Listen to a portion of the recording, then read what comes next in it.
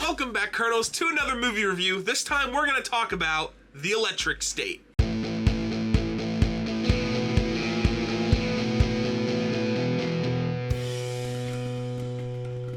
So I just finished watching The Electric State, and I've kind of heard all the negative talk that has surrounded this movie, so I'm kind of here to give you my honest thoughts and opinions on it, of course. I'm going to have a spoiler and non-spoiler part of this video in case you haven't seen the movie yet, and you're kind of wondering, if you should check it out at all, if it's worth your time. I'll give you all of that, plus more, if you guys want to check out the spoiler part as well. In this video, if you want to check out my other movie reactions or movie reviews, I'll have like a playlist in the description.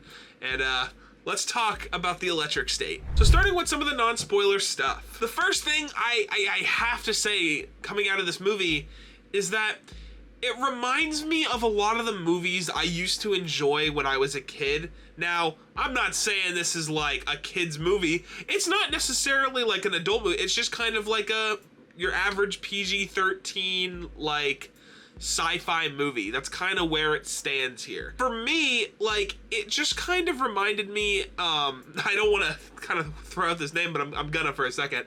It reminded me of like the original Spy Kids movies. They're very cliche and like even like to this day are made fun of. But like as a kid, you watch those movies and you're like, this is badass. Like this is cool, right?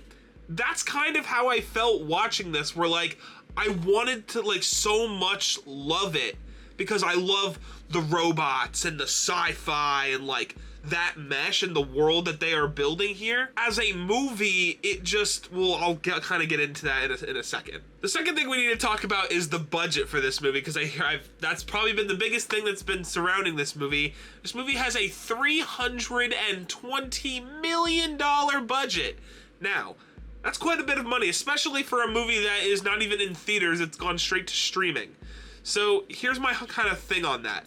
If you've watched the movie, it's pretty obvious why the budget is the way it is. It's because of all the robots that they have, and just they all look really good, by the way. Like all of the CGI and robots and everything looks pretty solid in this movie, especially for like a straight to streaming movie. So it kind of does justify itself, although people would kind of argue, is that justifying it, or should they have not done that?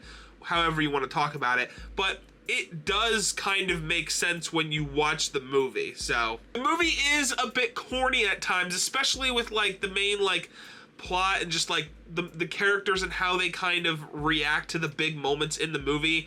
There are times when I was like, I like these characters, but I wish they would take them down a more like sophisticated emotional path, like not just like a basic emotion path, if you kind of understand what I'm saying there. Again, you heard me mention the robots are so cool in this movie. I'm gonna get more into that in my spoiler talk, but there's just a lot of cool robots. Like in the trailer, I'll tell you one is Mr. Peanut.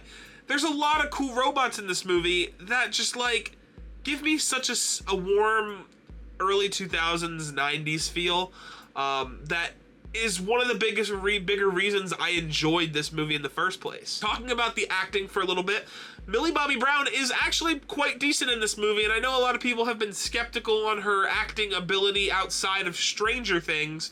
I actually enjoyed her acting in this movie. That's not to say I wasn't the biggest fan of the lines they chose for her.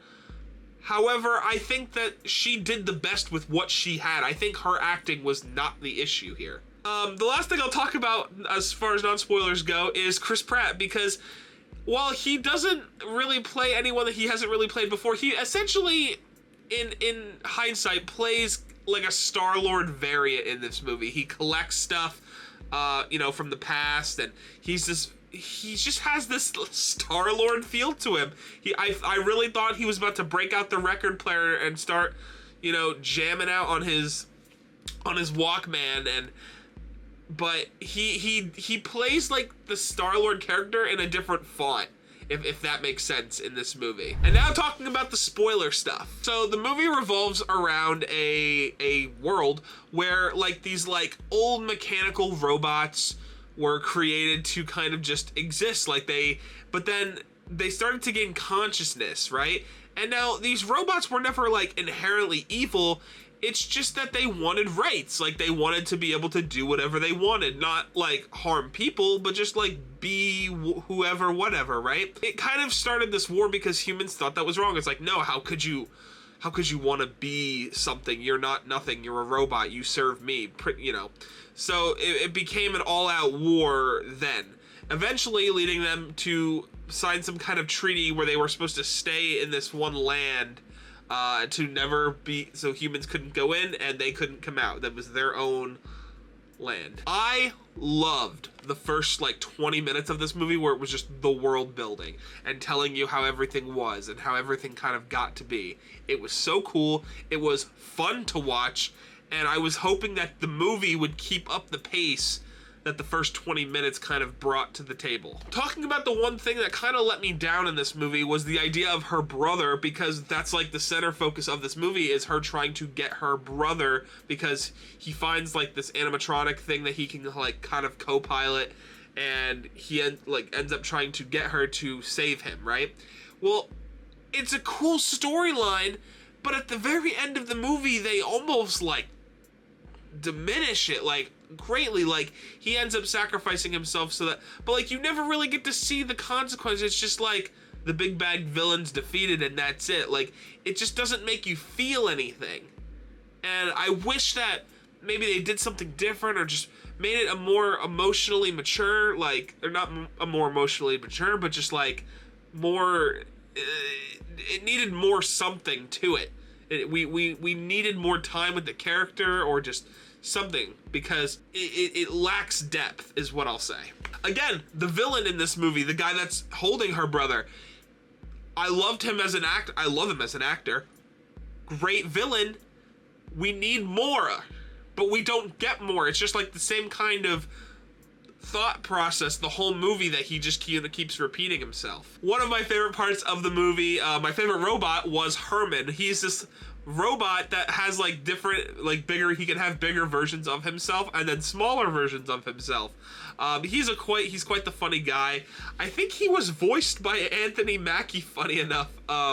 He was a funny part of this movie. I really enjoyed him, actually. I know this movie probably isn't the best written movie, but I can't help but not at least enjoy it.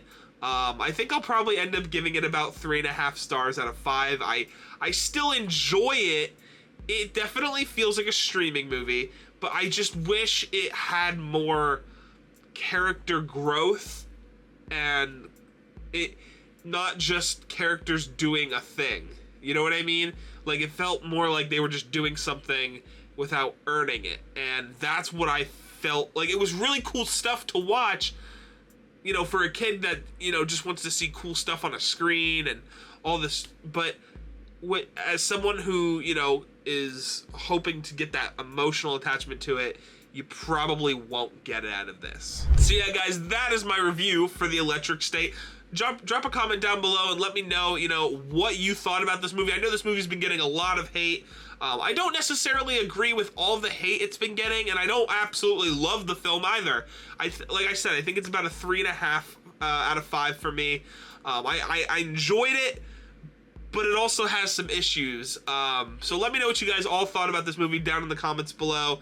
And stay tuned for my next movie review, which will be Ash, I think, coming this Wednesday or Thursday. I'll see you then, Kernels. Peace.